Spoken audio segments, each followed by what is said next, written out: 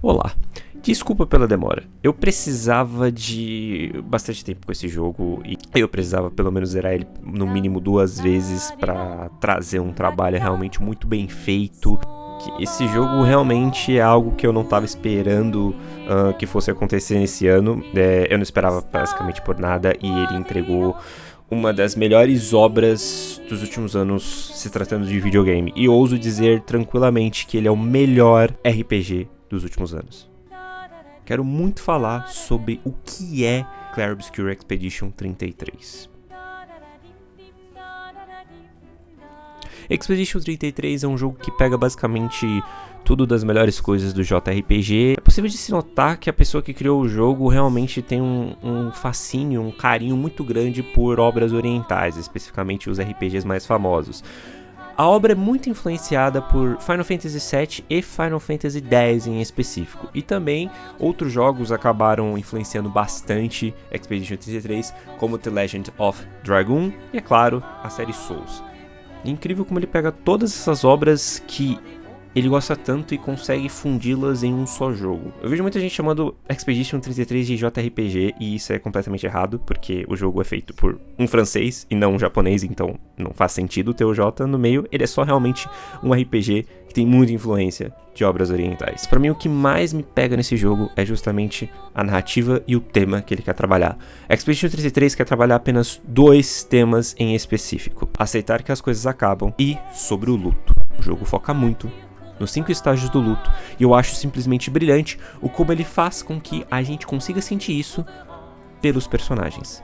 Já vou avisando que o vídeo tem spoilers, e muitos spoilers, porque é muito difícil eu explicar pra você ou mostrar o que esse jogo representa sem que eu fale da história dele. Então, se você não jogou Expedition 33, por favor, faça um favor pra si mesmo e vá jogar esse jogo, porque ele é um dos melhores jogos dos últimos tempos, facilmente. E aí depois você volta aqui e assiste o vídeo até o final.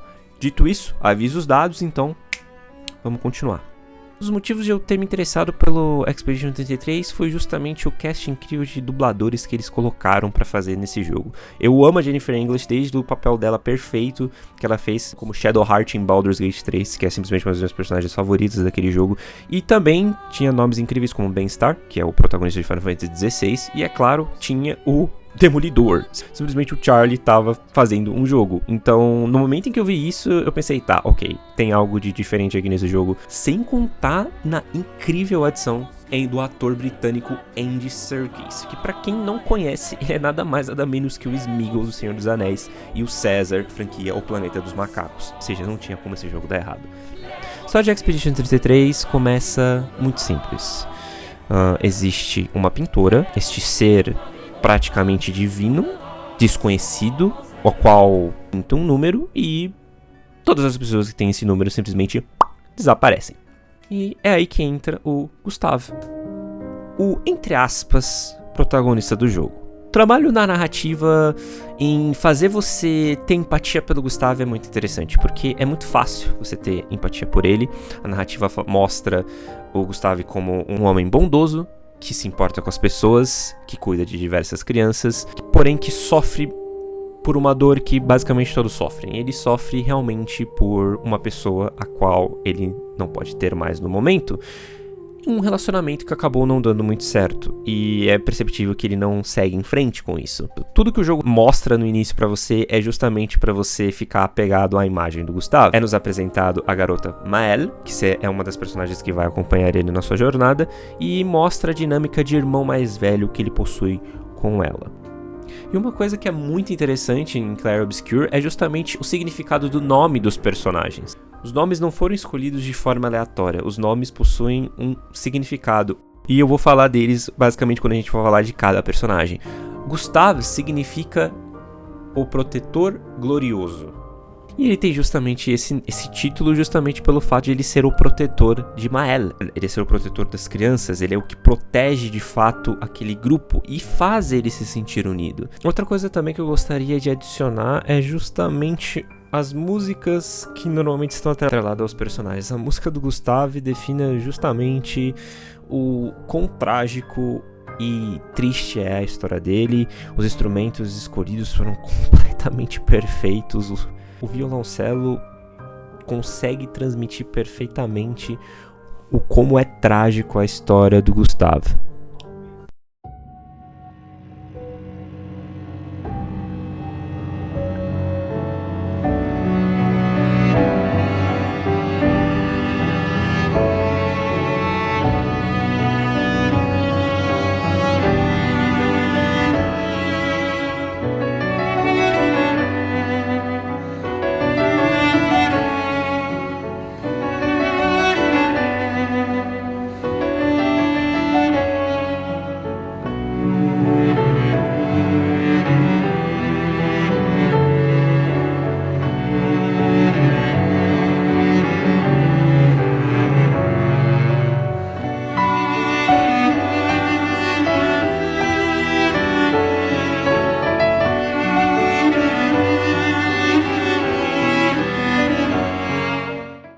Bom, já falei bastante do Gustave, porque afinal de contas é focado muito nele o ato 1, e porque a gente não fala também da Maëlle.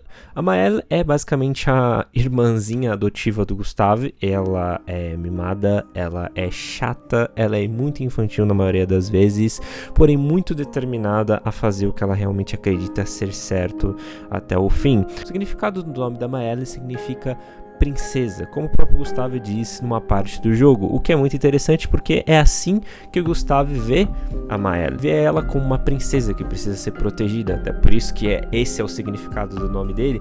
A dinâmica dos dois personagens é simplesmente incrível do começo ao fim, você consegue ver realmente que tem um sentimento muito forte entre o Gustave e a Maëlle, até porque a proposta do jogo envolve muito a relação dos dois. E assim o Gustave vai junto da Expedição 33 até onde está a pintora para colocar um fim nisso tudo. Porém, desastres acontecem e é aí que realmente o jogo de verdade começa pra gente, a gameplay e tudo mais, porque até ali, até aquela parte é um tutorial do jogo preparando pra você as coisas, preparando o Gustave, apresentando o que esse personagem é pro público, pra que a gente possa se apegar de fato a ele e as coisas que vão acontecer ao decorrer da história. Os cenários do ato 1 são simplesmente maravilhosos, eu gosto muito dessa sensação de um mundo misterioso e novo que está aqui pra gente explorar, que é brilhante porque o Gustave tá na mesma sensação que a gente. O Gustave não sabe o que vai esperar por ele nesse mundo estranho e as criaturas que realmente habitam por ali.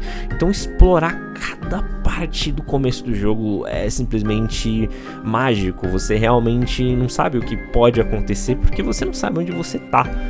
Essa sensação de confusão e ao mesmo tempo de fascínio, porque é muito bonito os cenários do jogo, simplesmente faz você ficar vidrado no que vai acontecer. E quando a gente encontra as criaturas é simplesmente mais incrível, porque elas têm formas muito variadas. Então você tem desde monstros muito complexos, de monstros que parecem que foram feitos por uma criança de 8 anos de idade, até criaturas que parece que vieram de um jogo como Dark Souls. E quando a gente para analisar que aquilo é um quadro, uma pintura, você fica realmente, caralho, são diversas ideias e diversas possibilidades que estão ali. Conforme Gustave vai explorando aquele mundo e tudo que está acontecendo por ali, não demora muito tempo até ele se reencontrar com Luni, outra personagem que também faz parte da expedição e que vai acompanhar a gente durante a campanha. Luni é uma das personagens mais complexas deste jogo, ela tem um trauma muito grande pessoal envolvendo a sua família. O jogo vai trabalhar os estágios do luto envolvendo ela pelo sentimento de sofrência que ela possui pelos seus pais que são desaparecidos. Ela é uma personagem que vai muito mais pelo pensamento lógico do que pelo pensamento emotivo. Ela deixa isso bem explícito desde o começo do jogo. É fascinada por aquele mundo, então ela tem muita curiosidade em aprender, em estudar realmente tudo que está acontecendo ao redor dela. E ela é a maga do grupo. E assim, Luni, junto de Gustave, partem para achar sobreviventes da Expedição 33. Não demora muito tempo para eles encontrarem a Maëlle e logo em seguida a Ciel, que está junto de criaturas mágicas chamadas Gestrais. E os Gestrais são, de certa forma, um pouco curiosos e engraçados. faz sentido elas serem desse jeito, já que elas foram criadas por uma pessoa que na época só tinha 8 a 9 anos de idade. Os Gestrais, eles têm inclusive uma aparência que remete a bonecos de anatomia. E eu acho isso muito bacana, que esse é o visual dos Gestrais. É literalmente bonecos de anatomia dentro de um quadro. Isso é simplesmente genial. E é claro que a gente não pode esquecer de comentar sobre a belíssima da Ciel, que é a outra party member do grupo que vai encontrar a gente conforme a gente vai interagindo justamente com os Gestrais. A Ciel é totalmente o oposto da Lune em todos os sentidos possíveis. Enquanto a Lune é muito séria, muito estudiosa, a Ciel é muito mais de boa com a vida, é carismática, é extrovertida, ela adora mostrar essa felicidade para as pessoas, essa animação que ela possui, e também é brilhante o fato de as duas serem os opostos uma da outra, até pelo fato de que ambas escondem essa dor que elas possuem, refletindo de certa forma em suas personalidades. A Lumi se fecha para o mundo quando perde seus pais, enquanto a Ciel, que tem uma perda absurda envolvendo o seu marido e seu filho recém-nascido, ela guarda toda essa tristeza e continua com um sorriso no rosto, pronta para ainda continuar vivendo a vida, mesmo com essa dor absurda que ela possui. A Ciel é uma personagem simplesmente fantástica em todos os sentidos possíveis. E o jogo continua basicamente com isso, de simplesmente mostrar essas coisas incríveis, aquele mundo que é pra você.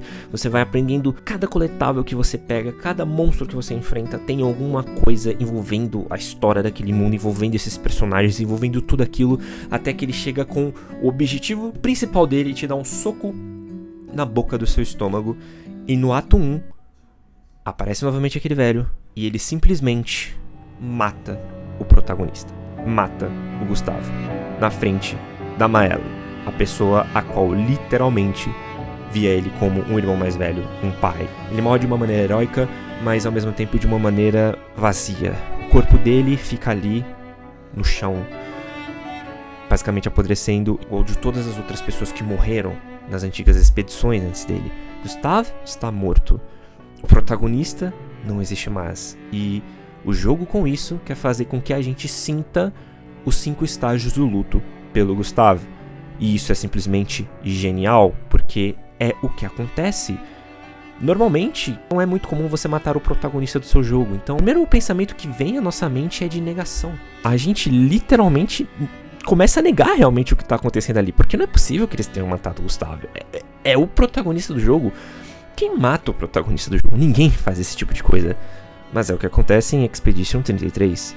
O jogo vai fazer nós sentirmos o que é os 5 estágios do luto junto da Maela. Negação, porque nós não acreditamos que isso tá acontecendo com o Gustavo. Raiva, porque a gente quer também vingar a morte do Gustavo. Barganha, que é o que vai acontecer para mais na frente do jogo, quando nós descobrirmos as verdadeiras habilidades da Maela.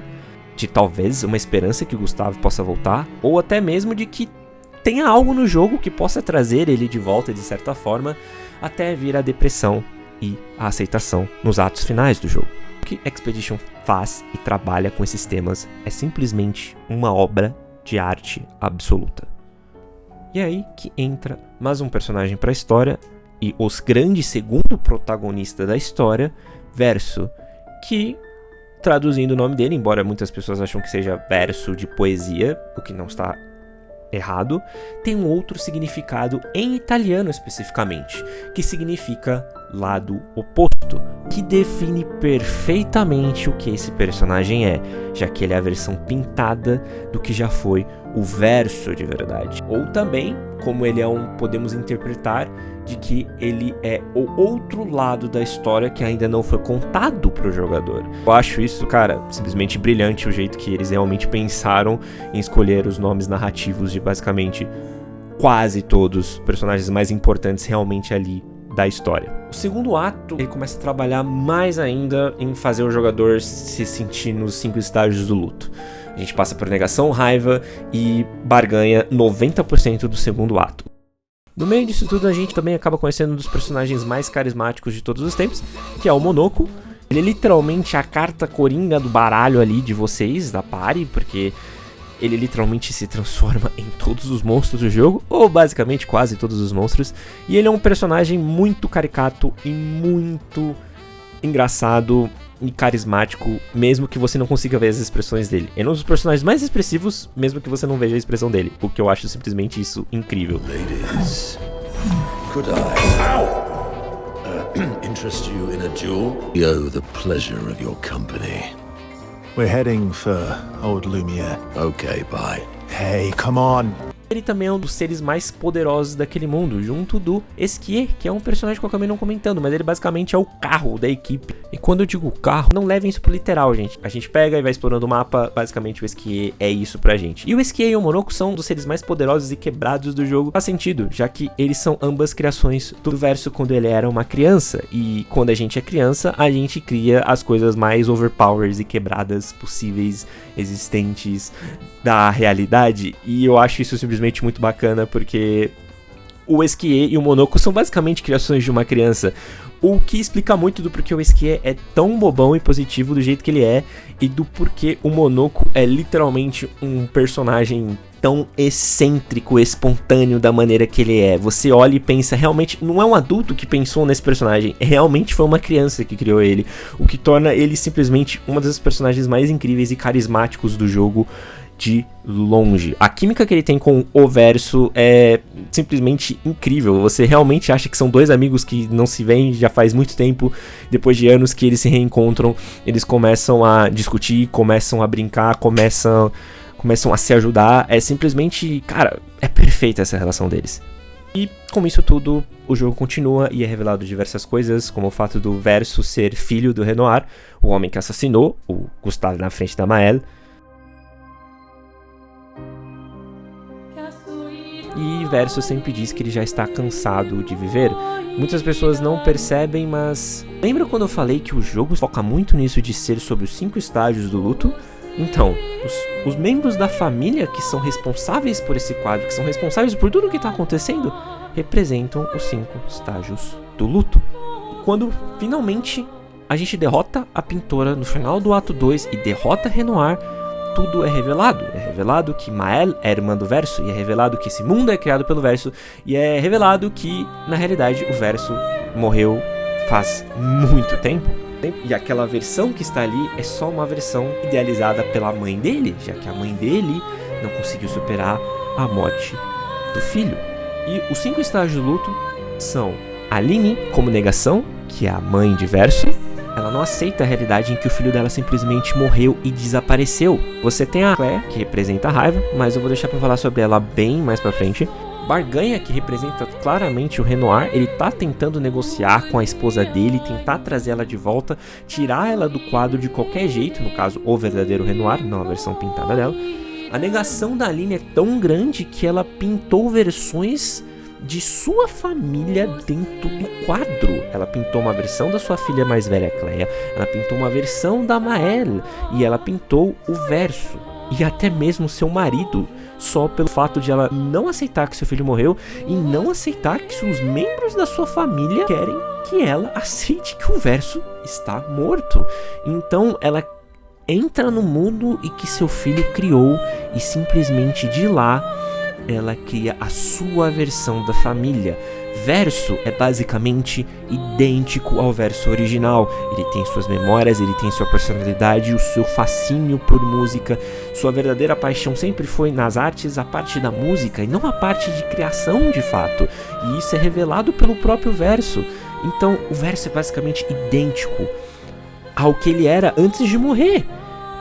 Só que a Cleia, Renoir e Maëlle não são de fato iguais ao que eles são na vida real. São versões idealizadas.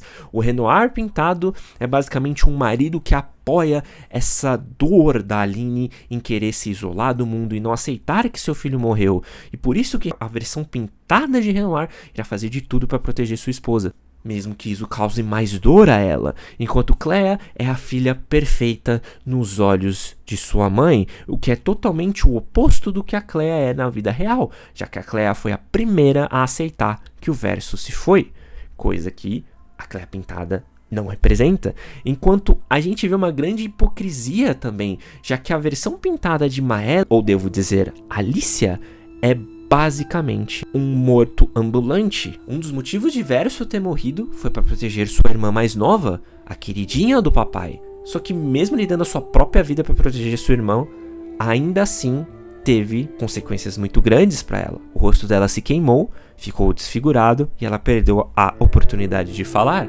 Alicia só entrou dentro do quadro e se tornou uma El, não só por causa de uma preocupação com sua mãe, mas também porque ela queria sair da depressão em que ela estava, já que ela é representante do 4º estágio do luto, depressão.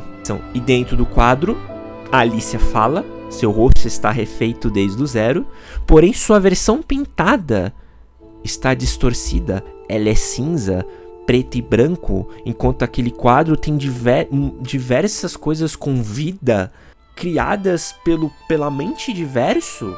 A Alicia, pintada, simplesmente é vazia, como se fosse uma punição de sua mãe ter pintado ela desse jeito, para que ela sentisse a dor de sua mãe, para que ela continuasse em um eterno sofrimento pela morte de Verso.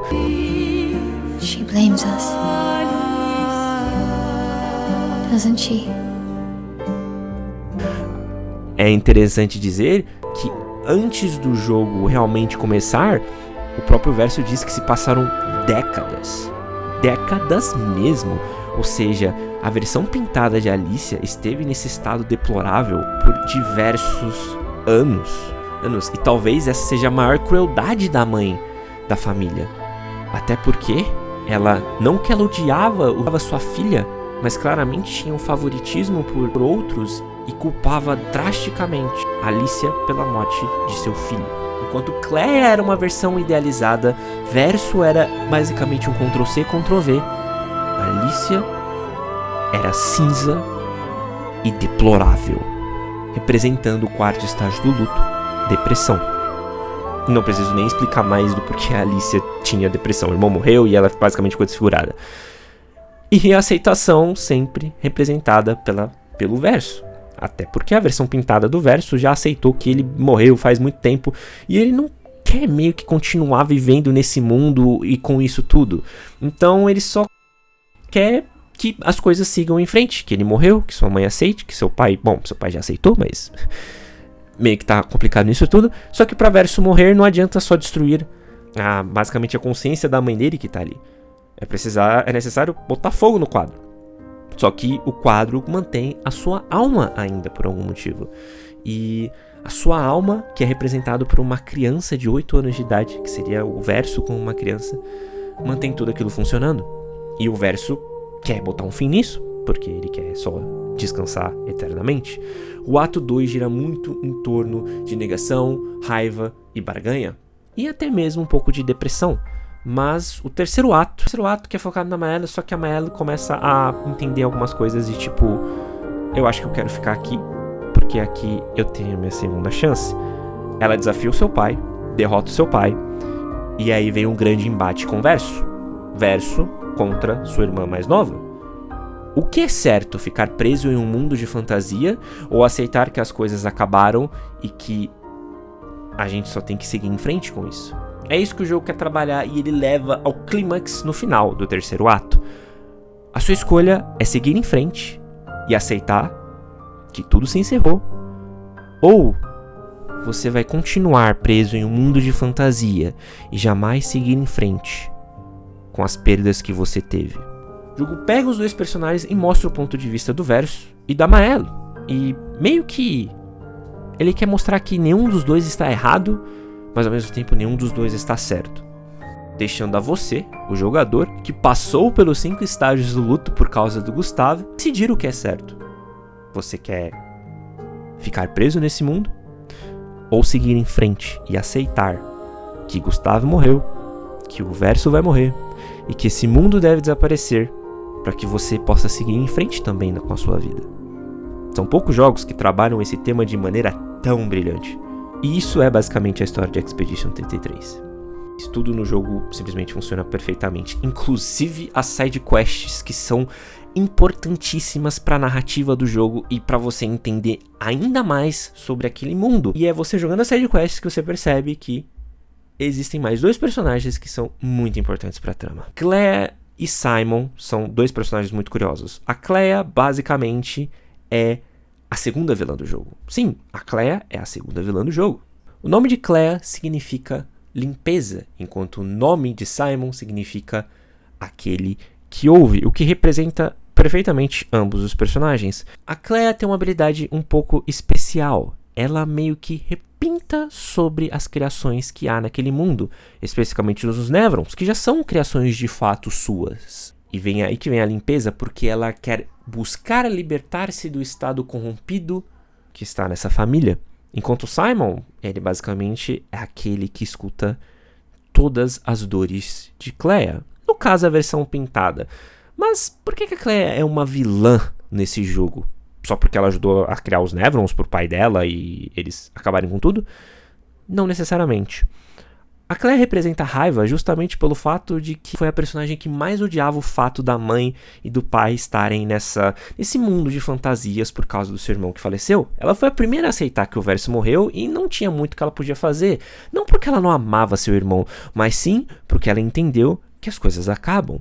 E ela acaba ficando com uma raiva envolvendo tudo isso. E cria-se mais raiva e antipatia de sua mãe pelo fato de sua mãe ter uma versão idealizada dela, que é a versão pintada. Quando descobre, ela basicamente distorce e quebra essa versão pintada dela, fazendo-a virar basicamente um boneco sem alma, por raiva de sua mãe, por inveja de ela achar que aquilo é a versão perfeita da Clea. Pra Clea, ela já era perfeita. Ela não precisava ser uma versão idealizada da mãe dela, que não consegue superar nada naquele mundo. E aí cria-se uma das chefes mais emblemáticos desse jogo, controlado de certa forma pela Clea verdadeira, a Clea pintada, uma Clea que o próprio Verso dizia que era inocente, que era dócil, que era gentil. Basicamente, sempre quando a gente encontra partes da alma do Verso, essas partes da alma dele ao redor do mapa comentam sobre Clea, comentam como ela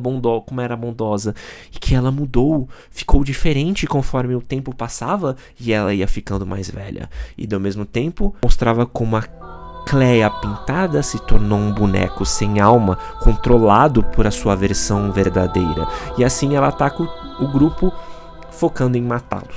A música que toca, distorcida, mostra perfeitamente o que a Clea é.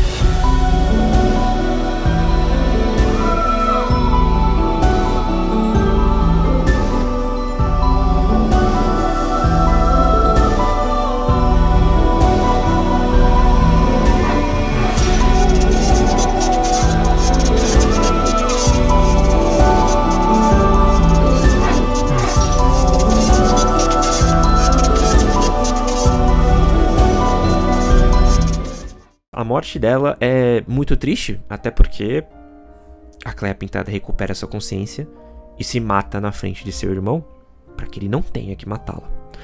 Enquanto isso, Simon é alguém que foi esquecido por tudo e todos. Ele é claramente uma referência ao Artorias do Dark Souls, até o local onde ele tá, o nome é o Abismo, então a posição que ele luta só com o braço, usando uma espada gigante, os golpes dele, ele é uma dedicatória muito forte a super chefes secretos de todos os jogos de RPG existentes e também uma baita dedicatória a esse personagem que muitas pessoas amam de Dark Souls.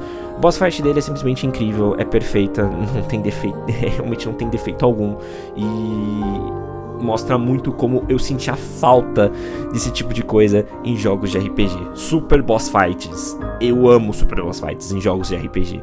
Esse cara é o verdadeiro boss fight, é o verdadeiro boss final do jogo pra mim, porque é simplesmente incrível essa luta que a gente tem. Basicamente foi repintado também pela Clea de verdade, e ele ataca o grupo e o próprio Verso, que era amigo dele, e ele tenta matar o Verso, só que é claro que ele perde pro grupo. O que é um pouco triste porque o cara que era basicamente o mais forte de todas as expedições foi reduzido a nada, a um vazio, a apenas mais um corpo jogado naquele mundo igual ao de Gustavo. Tudo nesse jogo é perfeito. Bom, a gameplay é muito inspirado em Final Fantasy antigos, os sistemas de Luminas, o sistema de você colocar habilidades ali, elas consumirem AP, lembra muito Final Fantasy antigos e é claro também um pouco da franquia Kingdom Hearts. Mas também tem uma grande inspiração de Persona, já que o combate é muito dinâmico, e no meio desse combate a gente tem um sistema basicamente Dark Souls do jogo, onde a gente dá parry e desvia.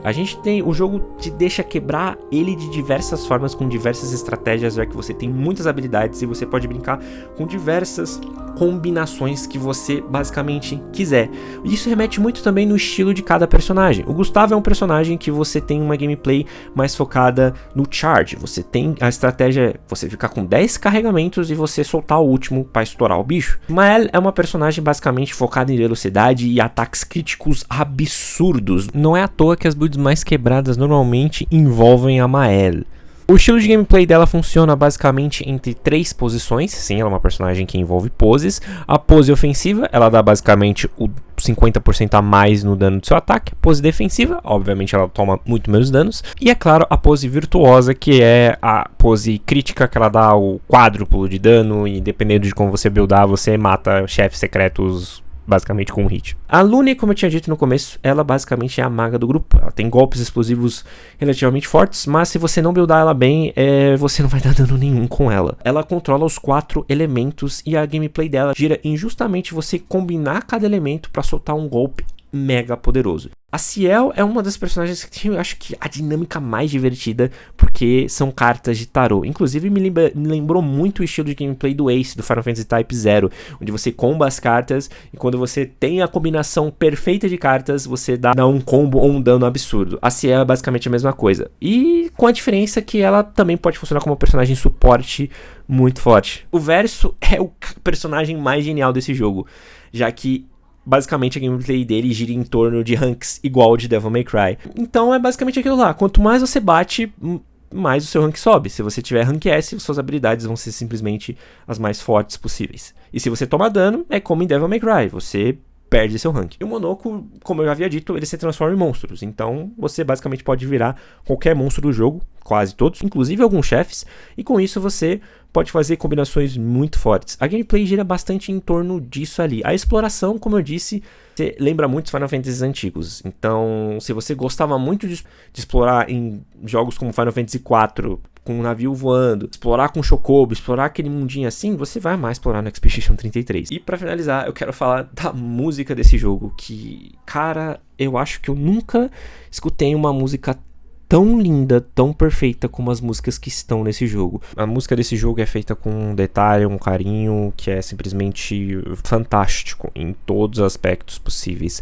Para mim, a maior obra-prima musical desse jogo é justamente a sua ópera de 33 minutos chamada Nos Vie et Lumière, que traduzindo ficaria algo como Nossas Vidas Iluminadas, o que faz sentido perfeito pro contexto do jogo, já que a gente pode ser interpretado como a vida iluminada ser na cidade de Lumière. A ópera é separada em 3 músicas que tocam respectivamente em chefes do jogo. A primeira é Une vie à peindre, que é justamente, traduzindo, é Uma Vida para Pintar, que ela toca na batalha final contra o Renoir.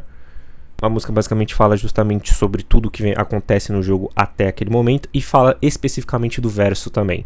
A segunda parte da ópera é possivelmente a música que se tornou mais famosa do jogo e, pra mim, a melhor música de tema de chefe de RPG, tipo, de todos os tempos, que é Une vie à t'aimer, que é justamente, traduzindo, ficaria Uma Vida para Te Amar, que toca na segunda luta que nós temos contra o Renoir. A música é perfeita porque ela justamente fala sobre o relacionamento do Renoir com a sua esposa Aline, que é a pintora, depois da morte do verso. Então a música é basicamente o luto de ambos pelo verso, que é muito interessante, já que a parte que Victor Borba canta que muitos de vocês já devem conhecer, porque ele é a pessoa que canta a música do tema do Verge de Devil May Cry 5, ele canta justamente o que seria a parte de Renoir, o que ele está sentindo sobre o seu filho, sobre sua esposa, basicamente em tudo que vem acontecendo no quadro, desde a história, no começo da história do jogo. E por último é Une Vie à Rêver, que essa música toca justamente na luta contra Alicia, e traduzindo seria Uma Vida para Sonhar, que fala justamente de tudo que está acontecendo para Alicia, da oportunidade de como ela vê ali o quadro em si para ela, e também pode levar a diversos outros tipos de interpretação. Juntos, essas 3 músicas fazem uma ópera, e para mim é algo sensacional que esse jogo faz. Eu vou deixar para vocês basicamente a reação que todas as pessoas têm, e desculpa gente, eu nunca vi nenhum jogo de RPG fazer esse tipo de coisa. Nenhum jogo, não só de RPG, em geral, onde as pessoas preferem ouvir a música do que jogar e ficam de boca aberta. Pra mim, isso é arte. Isso é só um dos motivos do porquê Expedition é o RPG da década, facilmente.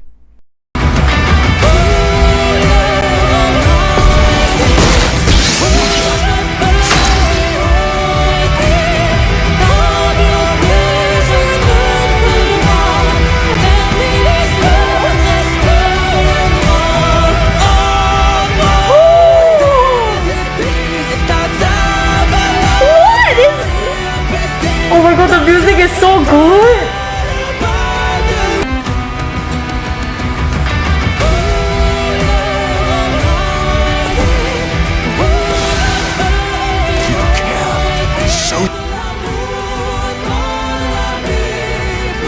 The music is amazing! Oh my gosh, this music is amazing!